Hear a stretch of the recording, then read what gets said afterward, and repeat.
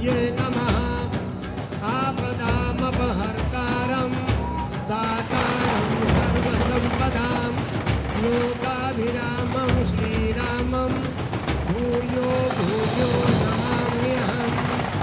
अद्भुतबलधामं हेमशैलाभदेहं तनुज्वलकृशानुज्ञानिनामग्रगण्यं सकलगुणनिधानं वानराणामधीशं रघुपतिप्रियवत्तं वातजातं नमामि।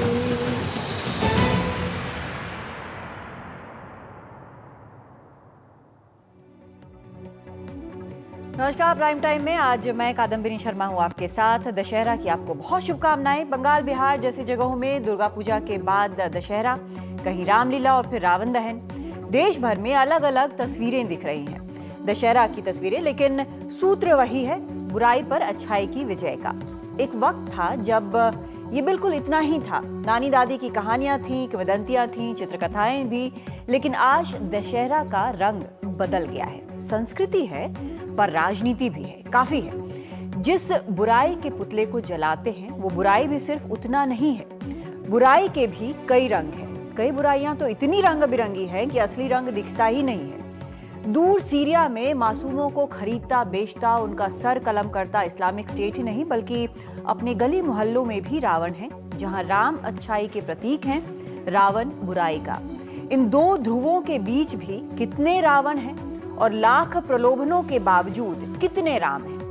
लेकिन आज सबसे पहले जरा रंग राजनीति के और त्योहार के। तो सबसे पहले हम नजर डालते हैं कि यहाँ पर प्रधानमंत्री मोदी ने क्या किया है। विजयदशमी के मौके पर प्रधानमंत्री नरेंद्र मोदी लखनऊ के ऐशबाग में थे। रावण दहन के कार्यक्रम में उन्होंने हिस्सा लिया। हालांकि सुरक्षा कारणों से रावण दहन उनके जाने के बाद किया गया। इस मौके पर नरेंद्र मोदी स्वच्छता अभियान से लेकर बेटी बचाओ अभियान में शामिल होने का लोगों से आग्रह करते रहे। मोदी ने कहा कि हम अपने भीतर, अपनी सामाजिक संरचना के अंदर मौजूद बुराई को खत्म करें। दशहरे का एक संदेश ये भी है कि हम अपने भीतर की 10 कमियों का खात्मा करें। मोदी ने आतंकवाद को मानवता का दुश्मन बताते हुए कहा कि आतंकवाद के खिलाफ जटायु ने लड़ी थी लड़ाई। 125 करोड़ देशवासियों को अनाचार दुराचार के खिलाफ जटायु बनने की कोशिश करनी चाहिए। अब हर एक तो राम हो नहीं सकता। मोदी ने यह भी कहा कि हम युद्ध से बुद्ध की ओर जाने वाले लोग हैं, लेकिन कभी कभी युद्ध भी जरूरी हो जाता है। कई चीजें उन्होंने कही हैं। क्या क्या कहा है एक बार हम सुनते हैं। एक नारी के सम्मान के लिए रावण जैसी सामर्थ्यवान शक्ति के खिलाफ एक जटायु जूझता रहा, लड़ता रहा। आज भी अभय का संदेश कोई देता है तो जटायु देता है। और इसलिए 125 करोड़ देशवासी हम राम तो नहीं बन पाते हैं, लेकिन अनाचार दुराचार अत्याचार के सामने हम जटायु के रूप में तो कोई भूमिका अदा कर सकते हैं। आतंकवाद को कोई सीमा नहीं है, आतंकवाद को कोई मर्यादा नहीं है। वो कहीं पर जाकर के किसी भी मानवतावादी चीजों को नष्ट करने पर तुला हुआ है। और इसलिए विश्व की मानवतावादी शक्तियों का आतंकवाद के खिलाफ एकजुट होना अनिवार्य हो गया है। जो आतंकवाद करते हैं उनको जड़ से खत्म करने की जरूरत पैदा हुई है। जो आतंकवाद को पनाह देते हैं, जो आतंकवाद को मदद करते हैं, अब तो उनको भी बख्शा नहीं जा सकता। राम के जीवन में भी युद्ध था, लेकिन हम वो लोग हैं जो युद्ध से बुद्ध की ओर चले जाते हैं।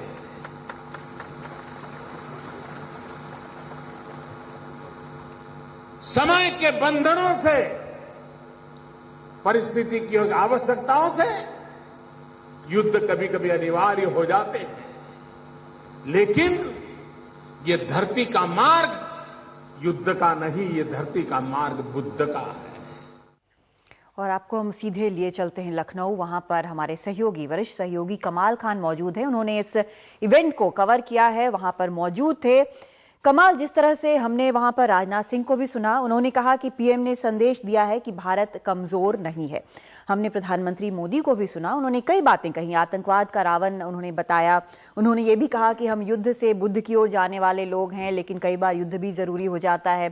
फिर उन्होंने ये भी कहा कि आतंक से लड़ने वाला पहला कोई सैनिक या नेता नहीं था, जटायु ने लड़ाई लड़ी थी। कई चीजें और बड़े अच्छे से जो संदेश दिए हैं। तो क्या हम ये माने कि बिना कुछ राजनीतिक कहे हुए एक तरह से प्रधानमंत्री मोदी ने चुनाव का बिगुल वहां पर फूंक दिया है?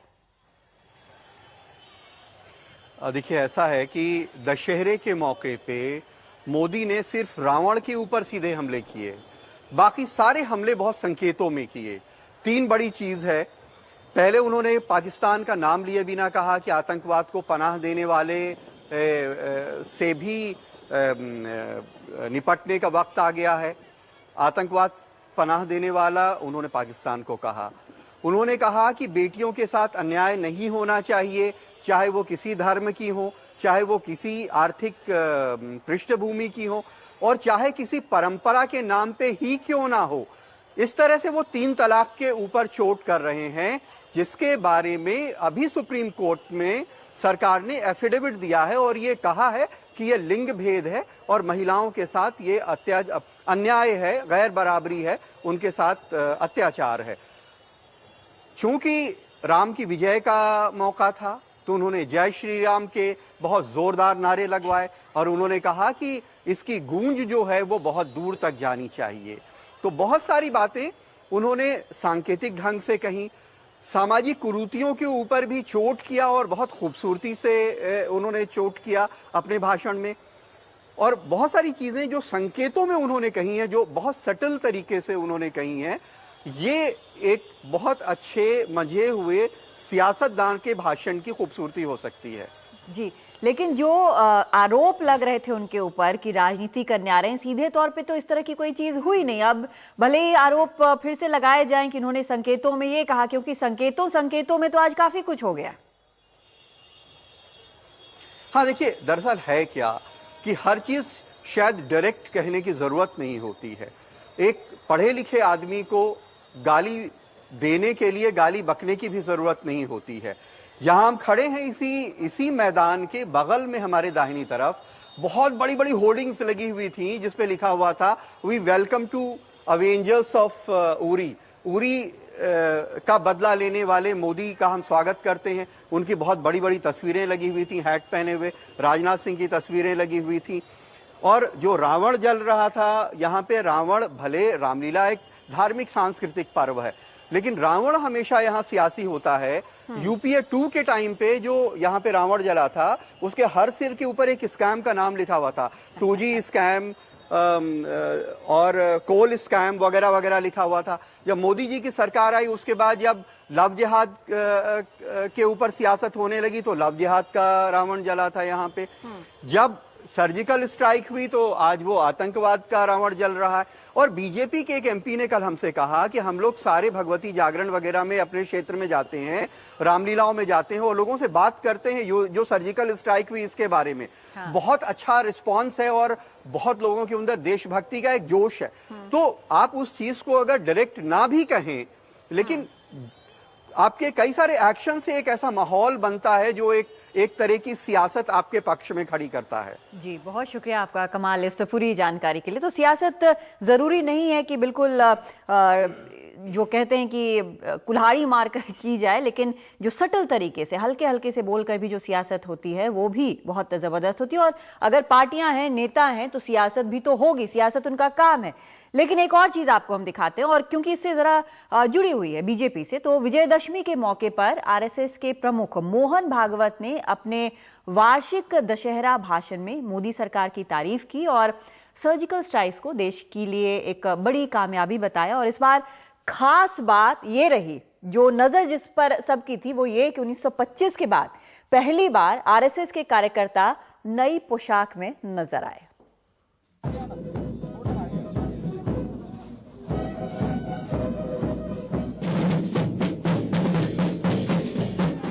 पुरानी धुनों पर नए अवतार में आरएसएस का मार्च। खाकी हाफ पैंट की जगह भूरी पैंट ने ले ली है। 1925 के बाद यानी 91 साल बाद ये बदलाव आया है और ऐसे वक्त में आया है जब आरएसएस के प्रमुख समाज में भी बदलाव की बात कर रहे हैं। बात उन दलितों को लेकर भी मानसिकता बदलने की हो रही है जिनके लिए ऊना के जख्म अभी हरे हैं और जिनके वोटरों की तादाद उत्तर प्रदेश और पंजाब के आने वाले चुनावों में अच्छी खासी है। अभी मध्य भारत में सर्वेक्षण किया, उस प्रांत ने 9000 गांवों में सर्वेक्षण किया। ध्यान में आया कि 30% गांवों में अभी भी पानी के स्थान उसमें भेदयुक्त आचरण होता है। संघ की शाखा ने यह सामाजिक समता के दृष्टि से कदम आगे बढ़ाने का काम हाथ में लिया है। शाखाएं अपने अपने गांव में अपने अपने मोहल्ले में नागरिकों से बातचीत करेगी, उनका मन बनाएगी। देर लगेगी लेकिन ये भेद समूल नष्ट स्वयंसेवक करेंगे। जात पात और भेदभाव करना बंद होना चाहिए। इसी को लेकर स्वयंसेवक संघ ने एक बहुत ही बड़ा सर्वेक्षण 9000 गांवों में किया है, जहां पर बहुत बड़े मात्रा में भेदभाव पाया गया। फुल पैंट से सेल्फी, बीजेपी की विचारधारा के संरक्षक बदल रहे हैं। ज्यादा से ज्यादा लोगों तक पहुंचने और नौजवानों को अपने साथ लेने की कोशिश में। नागपुर से कैमरा सहयोगी आनंद मलिक के साथ केतकी आंग्रे, एनडीटीवी इंडिया के लिए। और अब आपको दिल्ली का दशहरा भी दिखा देते हैं। दिल्ली में भी कई जगह आज रावण दहन का कार्यक्रम आयोजित किया गया है। दिल्ली के लाल किला मैदान में इस मौके पर राष्ट्रपति प्रणब मुखर्जी, उपराष्ट्रपति हामिद अंसारी, पूर्व प्रधानमंत्री मनमोहन सिंह, कांग्रेस अध्यक्ष सोनिया गांधी और पूर्व लोकसभा स्पीकर मीरा कुमार मौजूद रहे। इस मौके पर राष्ट्रपति ने संदेश दिया कि दुर्गा पूजा खत्म होने के बाद गाँव से आया हूँ। आज दशहरे का मौका है, कल मुहर्रम है। सभी लोग शांति और भाईचारे से त्योहार मनाएं। प्रधानमंत्री नरेंद्र मोदी का भी संदेश पढ़ा गया, जिसमें उन्होंने कहा कि दशहरा बुराई पर जीत का संदेश देता है। और ये जो आप तस्वीरें देख रहे हैं ये लवकुश रामलीला की है और जिस तरह से पाकिस्तान के कब्जे वाले कश्मीर में आतंकियों के कैंप पर सर्जिकल स्ट्राइक्स के बाद जो माहौल बना वो इस बार यहाँ पर दिख रहा है, कई जगह पर दिख रहा है। और लवकुश रामलीला कमेटी ने आतंकवाद को थीम बनाते हुए इस बार जो रावण बनाया उस पर लिखा गया पाकिस्तान। ये वाला जो है इस पर लिखा गया पाकिस्तान। इस रामलीला में दिल्ली के मुख्यमंत्री अरविंद केजरीवाल मुख्य अतिथि रहे।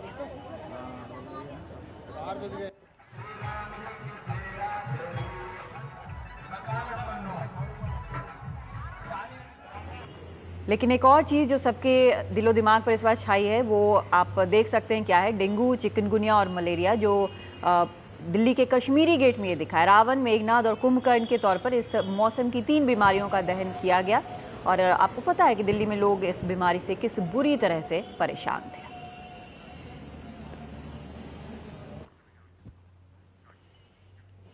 तो अलग अलग रावण, सियासी रावण और पुराने रावण, नए रावण, हर प्रकार के रावण, चिकनगुनिया, डेंगू के रावण, सब प्रकार के रावण इस बार नजर आ रहे हैं और पाकिस्तान को भी रावण बनाकर जलाया गया है।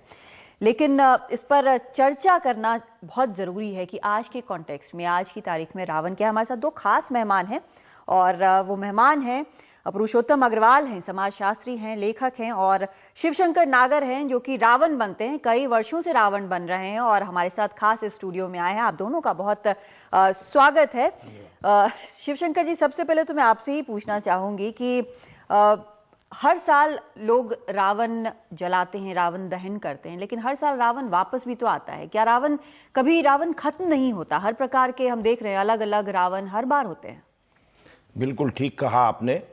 हर साल कोई ना कोई बुराई इतनी हावी हो जाती है समाज के ऊपर कि उसको ख़त्म करना बड़ा ज़रूरी हो जाता है। एक के बाद एक बुराई दबती है, दूसरी खड़ी हो जाती है। तो इसलिए हर साल आप देखेंगे कि कोई ना कोई रावण उस बीमारी को लेकर के, उस परेशानी को लेके, उस समस्या को लेके हमेशा जलाए जाते हैं और उनका दहन किया जाता है। रावण हर साल मरता है मगर अगले ही दिन फिर कोई ना कोई बुराई के रूप में रावण खड़ा हो जाता है समाज में। तो समाज में बुराइयों का अंत नहीं होने वाला, रावण नहीं मरने वाला। पुरुषोत्तम जी, आप तो लेखक हैं, आप समझते हैं, जिस तरह से हम राम को मानते हैं कि अनंत हैं, उसी तरह क्या रावण भी वैसे ही हैं? देखिए, अगर आप समकालीन राजनीति और समकालीन प्रतीकात्मकताएं जो हैं जी, उनसे अलग अगर जाएं और भारतीय काव्य दृष्टि में जाएं, जिसने राम कथा के एक ऐतिहासिक बीज को लेकर इतना बड़ा वृक्ष उत्पन्न किया है, तो उसमें हमें ये ध्यान देना चाहिए कि राम कथा में रावण खलनायक नहीं है, रावण प्रतिनायक है। जी, रावण के अपने मानवीय गुण हैं, रावण के अपने मानवीय अवगुण हैं, और उसी तरह वाल्मीकि जैसे कथाकारों के यहाँ और अन्य कथाओं में राम की भी अपनी सीमाएं, दुर्बलताएं रेखांकित की गई हैं। हमें यह भी ध्यान रखना चाहिए कि रावण को प्रतिनायक के रूप में बताने वाला ये जो पूरे का पूरा कथा प्रवाह है, इसमें रावण उद्भट विद्वान है, प्रकांड पंडित है, वीणा का वादक है और ज्योतिष का अद्भुत ज्ञाता है। हमें यह भी ध्यान रखना चाहिए कि रावण स्वयं ब्रह्मा के अंश माने जाने वाले प्रजापति पुलस्त्य का पौत्र है और ऋषि विश्रवस का पुत्र है। इसलिए ये जो चलन चला है, रावण को एक सपाट ढंग से केवल और केवल बुराई का प्रतीक मान लेना और उसका पुतला जलाना, ये मुझे लगता है कि ये पुतला जलाने तक तो ये थोड़ा फ्लैटली या सपाट तौर पर मान लिया जाता है, बड़ा ब्लैक एंड व्हाइट कर दिया जाता है। लेकिन हाल के दिनों में मैं जो एक चर्चा देख रही हूँ, वो कहीं ना कहीं उस चर्चा का जो उसकी जो दिशा है वो ये है कि मर्यादा पुरुषोत्तम राम है, परफेक्ट ह्यूमन बीइंग है, लेकिन एक्चुअली उनसे कहीं ज्यादा मानवीय जो हैं वो रावण है, क्योंकि रावण में दुर्बलताएं हैं। इस तरह की भी एक चर्चा चल पड़ी है। देखिए, ये चर्चा जो है ये हमारे समाज की ताकत की सूचना देती है। हाँ। हमारे समाज की ये ऐतिहासिक रूप से ताकत रही है कि ये अपने आप पर निरंतर पुनर्विचार करता रहा है। अब जैसे पुतला दहन वगैरह के विजुअल्स आपने दिखाए, नागर जी यहाँ मौजूद है। हाँ। मैं सुबह से सोशल मीडिया पर नौजवानों द्वारा सर्कुलेट किया जा रहा एक मैसेज देख रहा हूँ। हाँ। और वो मुझे बहुत विचारोत्तेजक लगा। हाँ। मैं आमतौर से सोशल मीडिया से बहुत निराश रहता हूँ, लेकिन आज जो मैंने मैसेज देखा है और वो नौजवान लड़के लड़कियों द्वारा सर्कुलेट किया गया है, उसकी भाषा से जाहिर है कोई इंग्लिश में चल रहा मैसेज है। और ये नॉटी रावण वाला है, नॉटी रावण वाला जिसमें ये है, और वो सही अपनी जगह सही बात है कि हम रावण को बुराई का प्रतीक कहें।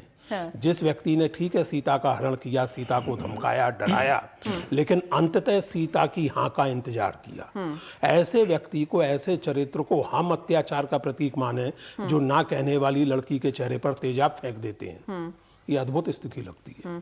इसलिए मुझे ये अच्छा लगता है कि ये हमारे नौजवान पूरे इस सिलसिले पर एक तरह का पुनर्विचार कर रहे हैं। मैं कादम्बरी जी आपसे फिर से कहूँ कि राजनीतिक प्रतीकात्मकता आज से नहीं, जैसा आपने संकेत किया, लगातार चलती आई है। कभी कोई रावण मान लिया जाता है, कभी कोई, और अभी हमने देखा कि चिकनगुनिया और डेंगू वगैरह को भी, आपको भ्रष्टाचार वाला भी याद होगा, वो सब मुझे याद है।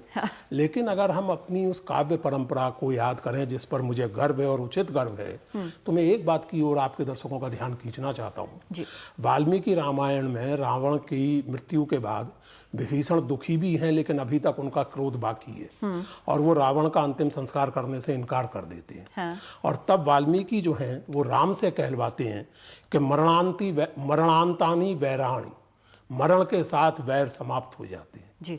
हमारा प्रयोजन सिद्ध हो चुका, सीता वापस मिल गई, हमारी विजय हो गई, अब मृत्यु के बाद वैर नहीं होना चाहिए। और आगे जो कहते हैं वो तो इतना रोमांचक कथन है कि मृत्यु के बाद ये सिर्फ तुम्हारा ही नहीं, मेरा भी भाई है। हाँ। इसका आदर पूर्वक अंतिम संस्कार करो। शिवशंकर, मुझे तो ये हर साल जो पुतला जलाना है, हाँ, ये वाल्मीकि रामायण की इस भावना का सीधा प्रतिवाद लगता है। शिवशंकर जी, बहुत सालों से आप रामलीला कर रहे हैं, रावण बन रहे हैं, तो आपको लगता है कि लोगों का नजरिया आपके प्रति क्या बदला है सालों में? क्या आपको लगता है कि रावण बिल्कुल एक घृणित कैरेक्टर से, एक ब्लैक कैरेक्टर से कहीं ना कहीं अब ग्रे एरिया में आता जा रहा है? जी हाँ, बिल्कुल आप ठीक कह रही हैं। देखिए, वैसे तो जो मेरा अपना मत है वो ये है कि रावण बुराई का प्रतीक है। अगर अच्छाई के रूप में हम राम जी को देखते हैं तो बुराई के प्रतीक के रूप में रावण को भी देखना पड़ेगा। ठीक है। क्योंकि रावण ने अपनी मुक्ति के लिए कुछ ऐसे अपराध भगवान के किए कि वो मुझे अक्षम्य अपराध किए जो मुझे क्षमा ना कर सके, इसीलिए उसने इस तरीके का ये किया, कृत्य किया जो घृणित था। ठीक है। उसके पश्चात अब धीरे धीरे, क्योंकि रामलीलाओं में हम लोग भी रावण के उस पक्ष को भी उजागर करते हैं, मंचित करते हैं, जिसमें रावण की अच्छाइयां दिखाई गई हैं। रावण रामेश्वरम की स्थापना करने के लिए जा रहा है, उससे पहले सीता जी के पास जा रहा है, वहां कहता है देवी सीता, वो उनके चरण स्पर्श करती है, वहां आशीर्वाद देता है। तो जो रावण का अच्छा पक्ष है उसको भी अब रामलीलाएं उजागर कर रही हैं। इसलिए रावण के प्रति भी लोगों का थोड़ा सा नजरिया बदल रहा है पहले से, मगर उन सब के बावजूद रावण बुराई का प्रतीक है और रहेगा। रावण के कर्म ऐसे थे, चाहे उसने अपनी मुक्ति के लिए किया, चाहे कुछ किया, किसी का अपहरण करना छोरी से, छीना जोरी से, वो अच्छा तो कभी भी नहीं कहा जाएगा। उसने शायद ये इसीलिए किया कि मैं भगवान का ऐसा अपराध करूं कि मुझे क्षमा ही ना कर सके। मगर रावण बुराई का प्रतीक था और रहेगा। राम मर्यादा पुरुषोत्तम है, अच्छाई के प्रतीक हैं, रहेंगे। अगर हम अच्छाई को, बुराई को भी अच्छाई के बराबर लाके खड़ा कर देंगे तो कोई हल नहीं निकलने वाला, और बल्कि और वाद विवाद बढ़ेगा ही उससे। पुरुषोत्तम जी, जो यहाँ पर शिवशंकर जी कह रहे हैं वो बहुत सही बात कह रहे हैं, लेकिन एक और चीज मैं कादम्बरी, एक बात अगर नागर जी की बात सुन के मुझे एक बात ध्यान में आई जो बहुत महत्वपूर्ण है। नागर जी ने सही कहा कि रावण ने जानबूझकर ऐसे कर्म किए जो पौराणिक मान्यता है कि उसकी मृत्यु भगवान के हाथों हो। असल में तुलसीदास के यहाँ ये प्रसंग बहुत मार्मिक ढंग से आता है। जब खरदूषण के वध का समाचार रावण तक पहुंचता है तो वो जानता है और कहता है, तुलसीदास जी उससे कहलवाते हैं कि खरदूषण मौसम बलवंता, मार सके को बिनु भगवंता। तो यानी मेरी मुक्ति का समय आ गया, भगवान आ गए, अब मेरा वध होगा और इस तरह मेरी मुक्ति होगी। सही कहा उन्होंने। एक चीज और जानना चाहती हूं, बहुत जरूरी महत्वपूर्ण, रावण का अपराध केवल सीता के अपहरण तक सीमित नहीं था उन मान्यताओं में। असल में एक कथा ये भी है कि कैकेयी ने जानबूझ के राम को वन भेजा ताकि रावण का वध हो सके, क्योंकि रावण बहुत अत्याचारी शासक पहले से था।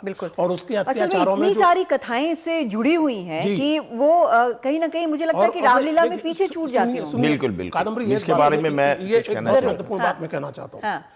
रावण के अत्याचारों में एक बहुत बड़ा अत्याचार ये था कि वो ऋषियों पर बेहद अत्याचार करता था। बिल्कुल बिल्कुल। और बाय द वे, ऋषि उस समय उन्हीं को कहते थे जिन्हें आज इंटेलेक्चुअल्स कहते हैं, ये ध्यान रखना चाहिए। इस पे विचार अलग हो सकते हैं। बौद्धिक लोग, ऋषि बौद्धिक कर्म करते थे, पढ़ते लिखते थे, पढ़ाते थे, इसीलिए ऋषि कहलाते। मैं यही इसके ऊपर कहना चाहता हूं कि रावण ने जो बुराइयां करी वो इसीलिए उसका ये काम अंत हुआ, भगवान ने उनको मारा। और जहां तक उनके जन्म के विषय की बात है, रावण के अंदर ब्रह्मा का अंश था, ऋषियों का अंश था, यक्षों का अंश था, राक्षसों का अंश था, सब चीजों से बनकर के रावण बना था। और इसीलिए उसके अंदर सारे गुण मौजूद थे। वो अच्छा भी था, वो विद्वान भी था, वो ज्योतिष का, शास्त्र का ज्ञाता भी था, वो संगीत शास्त्र का ज्ञाता भी था, उसमें सर्वगुण संपन्न। क्योंकि राम ने रामेश्वरम की स्थापना के लिए 3 बातें रखी थी कि जो नैष्टिव शैव हो, ब्राह्मण हो और चारों वेदों का ज्ञाता हो। तब उन्हें बताया गया कि निकट स्थानों में जिसके अंदर ये तीनों गुण मौजूद हों वो सिर्फ रावण है। रावण को आचार्य बनाया गया। रावण सीता जी को, की आप बड़ी तारीफ कर रहे हैं, वैसे आप कहते हैं कि बुराई का नहीं नहीं, देखिए हम हैं। अपनी रामलीलाओं में इनको बोलते हैं छेपक प्रसंग। और हम शालीमार बाग रामलीला कमेटी की मैं स्पेशली बात करता हूं, उसके अंदर हम ये छेपक प्रसंगों को दिखाते हैं। सभी रामलीलाओं में दिखाते हैं नागर जी। बहुत सी में नहीं थे, अब हाँ दिखाने लगे होंगे, मगर ये बहुत सारे छेपक प्रसंग हम, यानी प्रतिदिन 1 या 2 छेपक प्रसंग हम अवश्य दिखाते हैं रामलीला। ये बहुत मार्मिक बात कह रहे हैं। मुझे अपने बचपन की रामलीला याद है। सर एक मिनट, आप बात पूरी कर लीजिए। तो वो छेपक प्रसंग इसलिए दिखाए जाते हैं कि जो इन किद्वंतियों के को सहारा देती हैं या उनको मिथक बनाती हैं। जिस तरीके से रावण सीता का हरण करने से पहले भगवान शंकर के पास गया, उन्होंने वहां से आज्ञा ली, उन्होंने कहा शंकर भगवान ने, सीता तो तेरी माँ का अवतार है, क्या तू अपनी माता का हरण करेगा?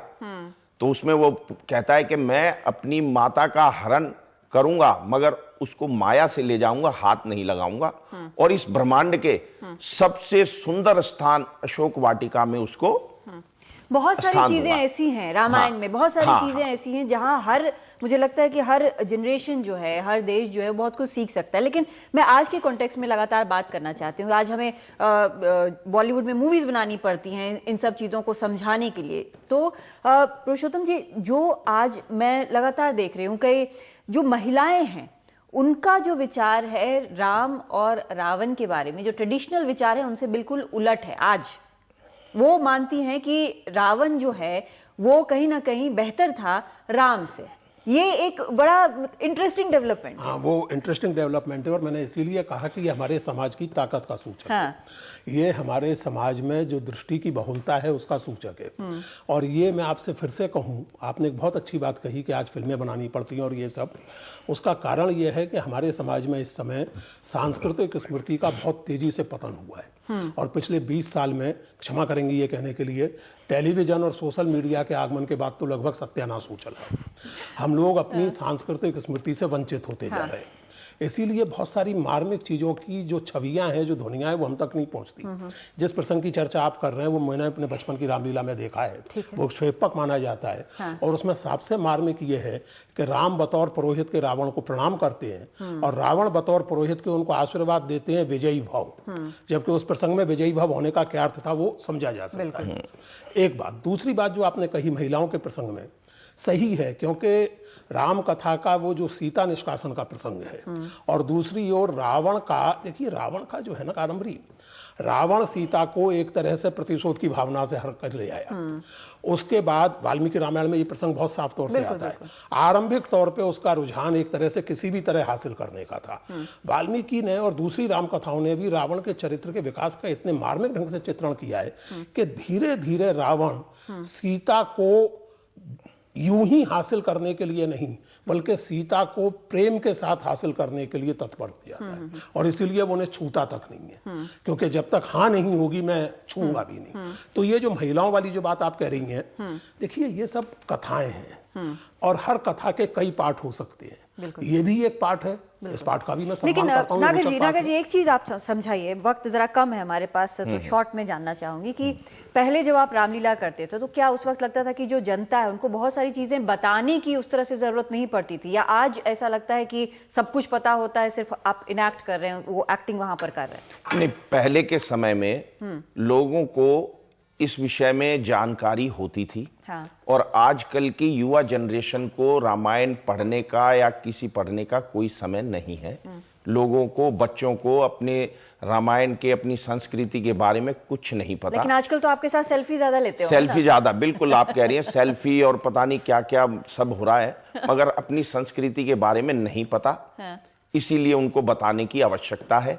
इसीलिए हम ये क्षेपक प्रसंग और ये रामलीलाएं इसीलिए चल रही हैं कि आज बहुत बड़ी संख्या में लोग इस रामलीला को देखने के लिए। लेकिन जो मेहनत आपकी लगती है, जिस तरह की मेहनत मैं देख रही हूँ, अभी आपसे बात हो रही थी स्टूडियो में आने से पहले, नागर जी से बात हो रही थी कि जो ये 10 सर हैं उनका वजन कितना ज्यादा है और कितना डिफिकल्ट है इसको लगातार पहने रहना और रामलीला करना। तो आप इतनी मेहनत करते हैं तो उससे मिलता क्या है आपको? मतलब आप इतना मेकअप करके जाते हैं, सारा कुछ पहन के जाते हैं, आम जीवन में आपको लोग कैसे ट्रीट करते हैं? कई बार ऐसा है जी, इससे मिलता है आत्मसंतोष और पूरे वर्ष हम इसका इंतजार करते हैं। हाँ। अब ये रामलीला जैसे अपने समापन की तरफ है। हाँ। तो हमारे सब कलाकारों के और सबके जो है ना मन छोटे हो गए कि यार अब 1 साल बाद मिलना होगा। अच्छा। और हम इसका पूरे साल भर इंतजार करते हैं। हाँ। पूरे साल भर इनके ऊपर रिसर्च करते हैं, मेहनत करते हैं, कॉस्ट्यूम बनाते हैं। हाँ। और बहुत सारी नाना जाने क्या क्या क्षेपक बहुत कुछ याद भी करते होंगे जो डायलॉग हैं। बिल्कुल क्षेपक प्रसंगों को निकालते हैं, इस बार ये क्षेपक प्रसंग ऐड करना है, ये करना है, तो बहुत सारे काम होते हैं। इसके अंदर रुचि और रोमांच आता है, इसीलिए हम ये हर साल करते हैं। और हर साल अगर मैं आपसे कहूं कि एक ऐसा जो संवाद आपने बोला हो जो आपको आपके मन के बड़ा करीब हो, लोग तो आपको बोलते होंगे कि ये सुना दीजिए, वो सुना दीजिए, लेकिन जो आपको लगता है कि आज की तारीख में बहुत प्रासंगिक है, बहुत आपके हृदय के करीब है, ऐसा कुछ बता सकते हैं? कोई ऐसा संवाद? देखिए, वैसे तो रावण के संवाद आज के हिसाब से नहीं लिखे गए जो चले थे, मगर आप कह रही हैं तो जो मेरे को अच्छा लगता है मैं वो सुना देता हूं। बिल्कुल। या जो लोग वहां की जनता जनार्दन मेरे से सुनना चाहती है, मैं वो सुना देता हूं आपको। मुझसा तेजस्वी योद्धा और प्रतापी, जिसकी भुजाओं का हर छोटा बड़ा बल मानता है, जिसके हुक्म को स्वयं इंद्र भी नहीं टालता है, मैं वो रावण हूं रावण। बेशुमारों को तहे खाक बिछाया मैंने, मौत की गोद में लाखों को सुलाया मैंने, शरबते मर्ग करोड़ों को पिलाया मैंने, जमी तो चीज क्या है खुदाई को भी हिलाया मैंने। जिस तरफ बढ़ गया बस उसको मिटा कर छोड़ा, झुलस दिया फूंक दिया खाक बनाकर छोड़ा। ये सही है, हमने सुना था कि थोड़ा संस्कृत वाला होता है, लेकिन यहाँ तो उर्दू में रामायण नजर आ रही है। ये जसवंत की लिखी हुई रामायण है। अच्छा, वक्त बहुत कम है सर, 15 सेकंड सर। मैं 15 सेकंड में फिर से कहूंगा, शरबते मर्ग, यानी मृत्यु का पान जिसको करा है मैंने। ये जो परंपरा है यही ताकत है, यही ताकत राम है। कथा एक कविता की तरह चली आ रही है, और वो फारसी में लिखी गई है, उर्दू में लिखी गई है, और नागर जी के संवादों से जाहिर है कि उसी रूप में 2016 तक बोली जा रही है कि शरबते मर्ग पिलाया में। ये जसवंत की लिखी हुई रामायण है, और रामायण उफक जी ने भी लिखी है, जो उर्दू के बहुत ही शानदार है, बहुत ही शानदार है। और हमारे दोनों मेहमानों का बहुत शुक्रिया। लेकिन एक छोटा सा ब्रेक लेते हैं और लौटिएगा जरूर इस ब्रेक के बाद। आप बने रहिएगा हमारे साथ, क्योंकि और भी इंपॉर्टेंट खबरें हैं।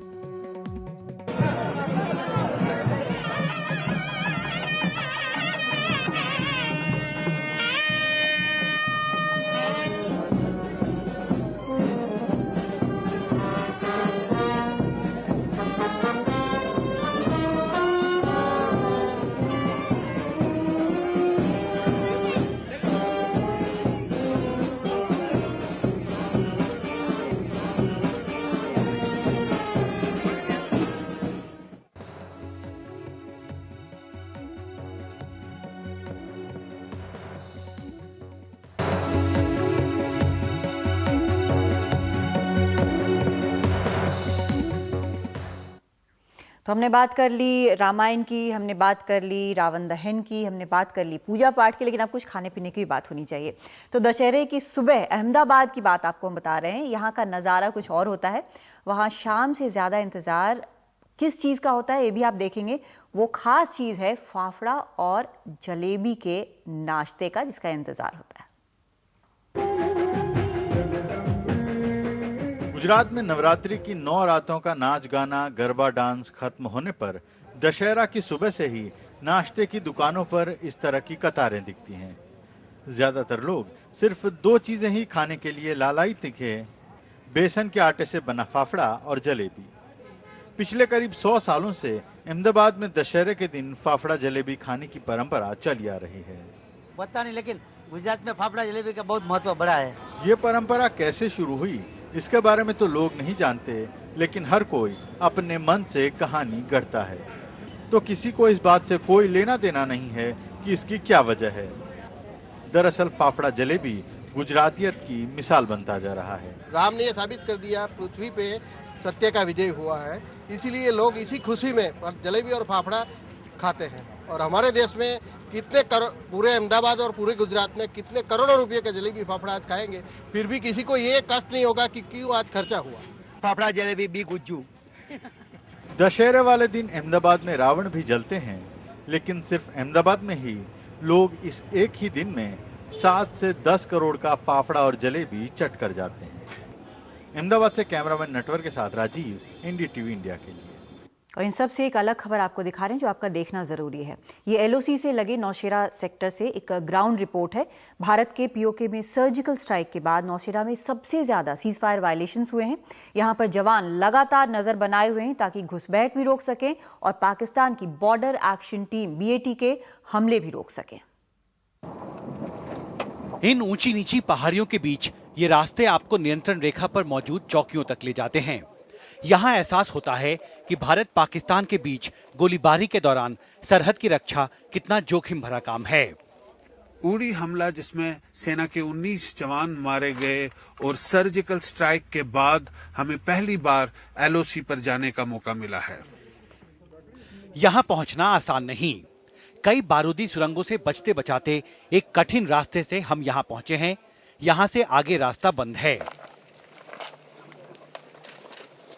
आगे वहां ऊपर पाकिस्तान का कब्जा है। पाकिस्तान की सेना के लगाए लाल झंडे इस बात का संकेत हैं कि किसी भी संदिग्ध आवाजाही पर फायरिंग हो सकती है। ये नौशेरा सेक्टर है, जहां बीते एक महीने में युद्ध विराम का सबसे गंभीर उल्लंघन हुआ है। यहां करीब ही नियंत्रण रेखा के पार भारतीय सेना ने आतंकियों के लॉन्च पैड ध्वस्त करने के लिए 29 सितंबर की रात को सर्जिकल स्ट्राइक को अंजाम दिया। नियंत्रण रेखा पर पहरा दे रहे जवानों ने बताया कि पाकिस्तान की ओर से युद्ध विराम उल्लंघन और घुसपैठ की कोशिश का जोरदार जवाब दिया जा रहा है। सीमा से घुसपैठ को नाकाम करने और पाकिस्तान की बॉर्डर एक्शन टीमों यानी बैट के हमलों का जवाब देने की यहां पूरी तैयारी है। बैट भारतीय ठिकानों पर हमले करने के लिए अक्सर नियंत्रण रेखा लांघने की कोशिश करती हैं। जो दुश्मन ने यहाँ पे अनप्रोवोक्ड सीज फायर वायलेशन किया है, उसका जवाब दुश्मन को ऑलरेडी दे दिया गया है और अच्छी तरह दिया गया है, जिसके कारण आप देख सकते हैं कि 2-3 रनों से पहुंचे है। जवान यहाँ 24 घंटे चौकस रहते हैं। ऐसी सुरंगें उन्हें जमीन के अंदर बने बंकरों तक ले जाती हैं। ये बंकर भारी गोलीबारी और फायरिंग में भी टिके रहने के लिहाज से बनाए गए हैं। जवानों को आधुनिक हथियारों और रात में देख सकने वाली नाइट विजन डिवाइसेस से लैस किया गया है। इसके अलावा बॉडी सेंसर और ये दूरबीन भी दूर से ही घुसपैठियों का पता लगाने में सक्षम हैं। मैं MMG फायरर हूँ। मेरे सामने जितना भी इलाका मेरे जिम्मेवारी का इलाका है। इसमें यदि दुश्मन हरकत करने की कोशिश करता है या अंदर आने की कोशिश करेगा तो मैं उसे बिल्कुल बर्बाद कर दूंगा। रात गहराते ही नियंत्रण रेखा पर लगी बाड़ पर रोशनी की जाती है। रात के अंधेरे में घुसपैठ और युद्ध विराम उल्लंघन से निपटने के लिए सेना यहां हर वक्त मुस्तैद रहती है। नौशेरा से दर्शन कुमार के साथ जफर इकबाल की रिपोर्ट, NDTV इंडिया। और अब चलते चलते कुछ तस्वीरें नवरात्रि के बाद दुर्गा विसर्जन और होली खेला की।